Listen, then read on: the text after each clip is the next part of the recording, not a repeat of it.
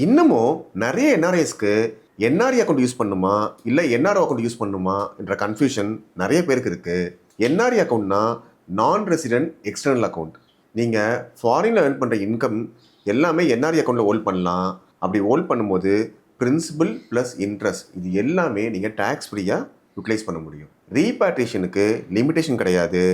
So நீங்கள் ஃபாரினில் earn பண்ணுற இன்கம்மை என்ஆர்இ அக்கௌண்ட்டில் பார்ட்டிசிபேட் பண்ணலாம். இதே நீங்கள் இந்தியாவில் ஒரு ரெண்டல் இன்கம் வருது, டிவிடெண்ட்ஸ் வருது, இல்லை ஒரு பென்ஷன் இன்கம் வருது, இது எல்லாமே என்ஆர்ஓ அக்கௌண்ட்டில் நீங்கள் ஹோல்ட் பண்ணலாம். என்ஆர்ஓ அக்கௌண்ட்னா நான் ரெசிடென்ட் ஆர்டினரி அக்கௌண்ட். இந்த அக்கௌண்ட்டை பொறுத்த வரைக்கும் ரீபேட்ரியேஷனில் லிமிடேஷன் இருக்குது. நீங்கள் டிடிஎஸும் பே பண்ண வேண்டியது இருக்கும். ஸோ நீங்கள் இந்தியாவில் வர இன்கம்மை என்ஆர்ஓ அக்கௌண்ட்டில் ஹோல்ட் பண்ணுங்கள், ஃபாரினில் வர இன்கம்மை என்ஆர்இ அக்கௌண்ட்டில் ஹோல்ட் பண்ணுங்கள். உங்கள் ரெக்குயர்மெண்ட்ஸ்க்கு ஏற்ற மாதிரி எந்த அக்கௌண்ட் வேணுமோ யூட்டிலைஸ் பண்ணுங்கள்.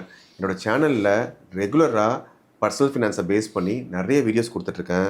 ரெகுலராக வாட்ச் பண்ணுங்கள். உங்களுக்கு பிடிச்சிருந்தா உங்கள் ஃபேமிலி அண்ட் ஃப்ரெண்ட்ஸுக்கும் ஷேர் பண்ணுங்கள்.